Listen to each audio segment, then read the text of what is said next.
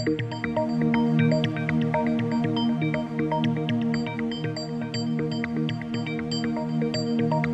feel like you need to get up to speed with South African law, like right away? I hear you. Yeah. So today we're zeroing in on this thing called default judgment.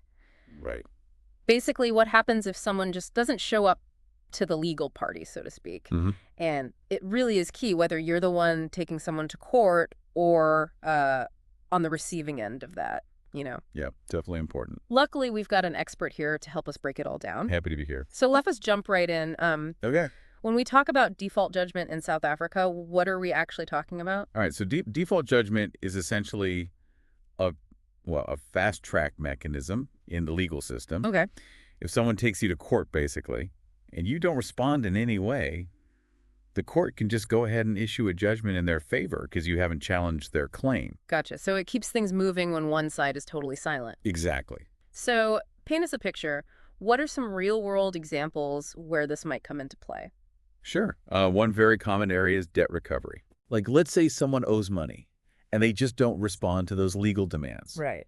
The person who is owed the money can get a default judgment, which allows them to start recovering what's owed to them. Makes sense. Another example is evictions.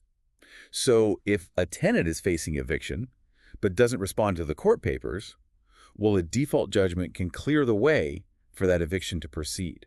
So it's not just about, like, financial stuff. Right. No, not at all. It pops up in various situations. Interesting. Like even in divorce cases, if it's uncontested and one spouse files and the other's just radio silent, a default judgment can lead to a quicker resolution for the spouse who started the process. So how do we make sure this whole default judgment thing is fair in South Africa?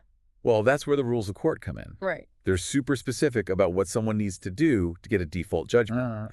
They have to prove that the summons, those initial legal papers, were actually served to the defendant properly. Right. And they can't just say, oh, they owe me money.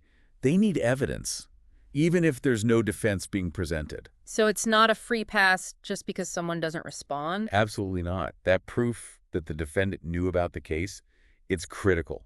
I see. Because without it, that judgment could be challenged. Yeah. It's about fairness, making sure everyone gets a chance to be heard. Right. Now, what if someone gets hit with a default judgment, but they had a good reason for not responding? Are they just stuck? Thankfully, no. South African law has something called rescission of judgment. Okay. It's basically a do-over, a chance to undo that default judgment. Interesting. So if the defendant can show the court, hey, there was a good reason I didn't respond, like a serious illness or being out of the country, right, and I actually have a good defense, I don't really owe that money or shouldn't be evicted, then the court might just set that judgment aside. So there's a safety net, but you got to have a legitimate reason. Exactly.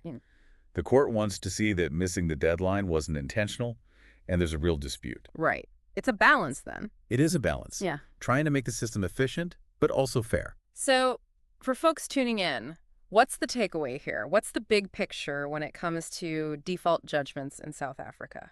The key is that it tries to strike a balance. Yeah. It wants to be efficient and move things along when one side's not participating, but it also has protections built in. So if there were legitimate reasons someone missed a deadline and they have a real defense, they have options. It's not a dead end. That's reassuring. So as you deal with legal stuff in South Africa, keep in mind that default judgments exist, and they can be a factor, but the system also recognizes that life happens and things don't always go perfectly. Right. It tries to account for that.